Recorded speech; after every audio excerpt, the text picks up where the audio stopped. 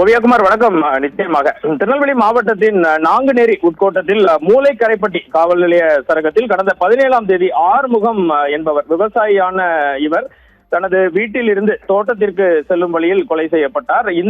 இந்த வழக்கு தொடர்பாக போலீசார் தீவிர விசாரணை நடத்தி குற்றவாளிகளை தேடி வந்த நிலையில் தந்தை இறந்த துக்கம் தாங்காமல் செவிலியராக நர்ஸாக வேலை பார்த்து வந்த அவரது மகள் நேற்று தூக்கு போட்டு தற்கொலை செய்து கொண்டார். இந்த இருவேறு சம்பவங்கள் திருநெல்வேலி மாவட்டத்தில் மிகப்பெரிய பரபரப்பை ஏற்படுத்திய நிலையில் நாங்குநேரி உட்கோட்ட காவல்துறையினர் இந்த சம்பவத்தில் தொடர்புடைய நெல்லையப்பபுரம் ஊரை சேர்ந்த 3 நபர்களை கைது செய்து அதிரடி நடவடிக்கை மேற்கொண்டு வருகின்றனர்.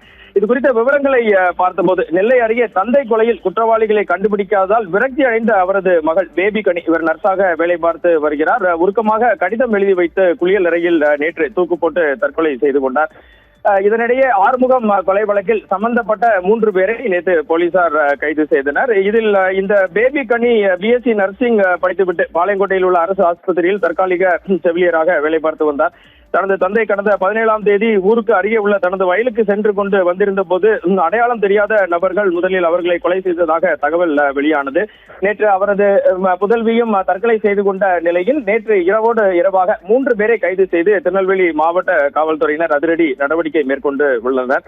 சம்பவம் நடந்த இடம் 3 அடைப்பு போலீஸ் எல்லைக்குள் வருவதால் போலீசார் விரைந்து வந்து முதலில் நாட்களுக்கு முன்பாக ஆறுமுகத்தின் உடலை மீட்டு பிரேத பரிசோதனைக்காக அனுப்பி வைத்தனர்.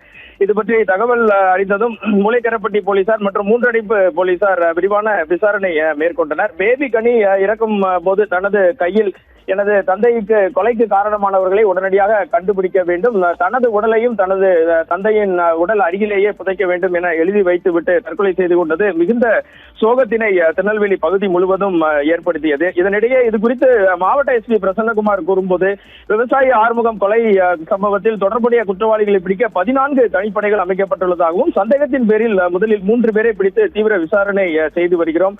தீவிர விசாரணை மற்றும் தகுந்த ஆதாரங்களின் அடிப்படையில் குற்றவாளிகள் கைது செய்யப்படுவார்கள் என்றார்கள். இந்த மாணவியின் தற்கொலை மிகுந்த வேதனையை ஏற்படுத்துவதாகவும் எஸ்பி தெரிவித்தார். இந்த விலையில் தொடர்ந்து இதுதான் தற்போது இருக்கும் கள நிலவரம். போதியா தொடர்ந்து இது குறித்த விவரங்களையும் தகவல்களையும் திரட்டிக் கொண்டிருக்கிறோம். போதியா குமார்.